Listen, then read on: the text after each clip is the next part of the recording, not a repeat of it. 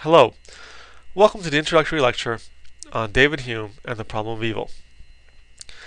Hume starts his consideration of the problem of evil by reminding us of the Christian claim that the world is created by a good, wise, and all-powerful being.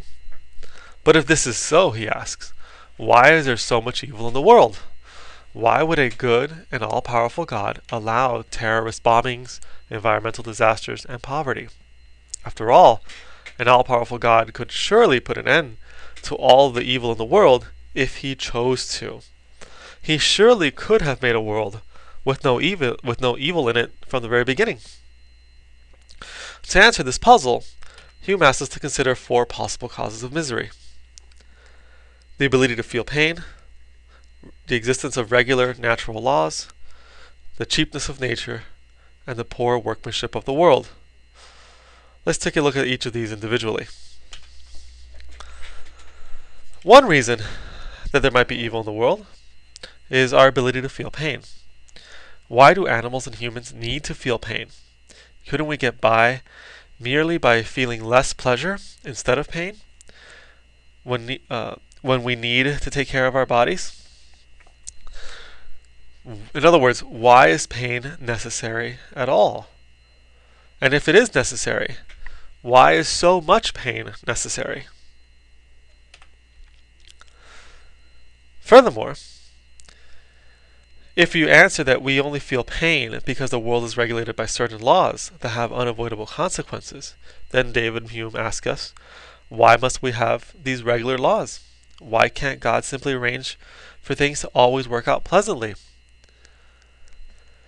More to the point, why can't he intervene every now and then?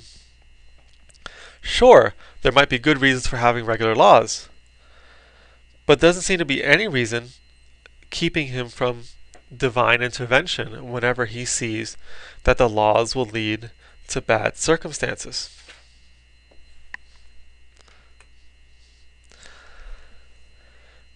Even still, if our capacity for pain and the rule of nature by regular laws are both unavoidable, we wouldn't suffer nearly as much if nature were not so stingy in our design.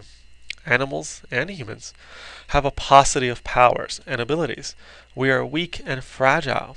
Had nature endowed us with greater physical and mental abilities, we would be far happier. Even a very modest change, like making all humans innately industrious, or innately moral, or innately frugal, would immeasurably improve our lives. In other words, if there are good reasons for making us feel pain, and there are good reasons for having natural laws without divine intervention, God still could have made us slightly better than we are, or even much better than we are, and had the amount of pain and suffering in the world would go down drastically. Finally, it seems to be that the world simply doesn't work very well.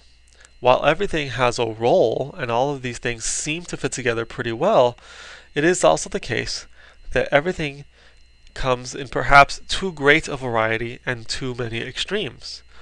We have hurricanes and tornadoes and droughts and blizzards and other natural disasters. And why do we have to have so many different kinds of natural disasters? Why do they have to be so severe? Why do we have to have such extremes of temperature and of weather? Couldn't the world have gotten by with milder seasons and milder disasters? Wouldn't that be a better world? And if a world with milder disasters or milder seasons and fewer extremes, if that world really would be better than our world, then why didn't a good, all-powerful God create that world? Notice that any one of these four reasons would be a big enough problem for someone who proposed for an all-powerful, all-good God. But taken together, all four of these reasons seem to suggest just one conclusion. Since human beings must base our knowledge and even our knowledge of God on experience, we must conclude that God, if he exists, has allowed a large amount of evil in the world, and since a good and all-powerful God would not do this, we must conclude that if there is a God, he is either not good or not all-powerful.